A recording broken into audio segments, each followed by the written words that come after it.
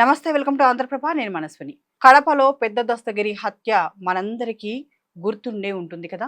సరిగ్గా వైఎస్ వివేకానంద రెడ్డి స్టైల్లో జరిగినట్లుగానే పెద్ద దస్తగిరి హత్య కూడా జరిగింది.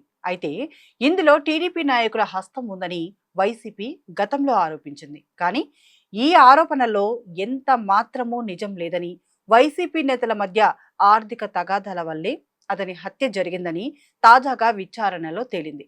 ఇందులో జగన్ మేనమామ కమలాపురం మాజీ ఎమ్మెల్యే రవీంద్రనాథ్ రెడ్డి హస్తం ఉందని స్పష్టమైంది. జగన్ సీఎంగా ఉన్నప్పుడు అధికారం అండగా ఉంటే ఏమైనా చేయొచ్చు అన్నట్లుగా సాగింది మాజీ ఎమ్మెల్యే రవీంద్రనాథ్ రెడ్డి తీరు.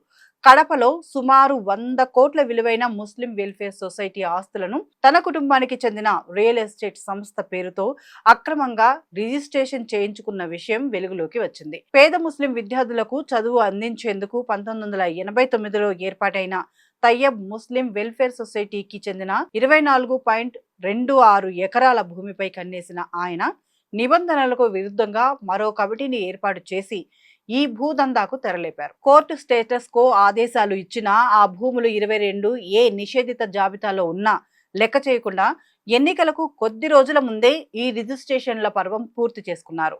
ఈ భూదందాయే చివరకు ఒక హత్యకు దారితీసింది. అక్రమంగా కొట్టేసిన భూమిలో 9.70 ఎకరాలను పెద్ద దస్తగిరి భార్య రమణమ్మ పేరుతో రవీంద్రనాథ్ రెడ్డి రిజిస్ట్రేషన్ చేయించారు. అయితే ఆ ఆస్తిని తిరిగి రాయించుకునే విషయంలో లేదా ఇతర రియల్ ఎస్టేట్ డెవలపర్లకు ఇచ్చే విషయంలో దస్తగిరితో విభేదాలు వచ్చాయి. ఈ భూమిని రాసిచ్చేందుకు దస్తగిరి ఒప్పుకోలేదు.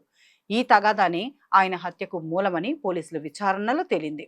రవీంద్రనాథ్ రెడ్డికి దస్తగిరి బినామీగా వ్యవహరించారని, వీరి మధ్య జరిగిన ఆర్థిక వివాదాలే ప్రాణాలు తీసే వరకు వెళ్లాయని ఆధారాలు స్పష్టం చేస్తున్నాయి. మరోవైపు సొసైటీ ఆస్తుల నిర్వహణకు నిధులు లేక ఈ వివాదాల కారణంగా గత ఏడాది పాలిటెక్నిక్ కాలేజీ కూడా మూతపడింది.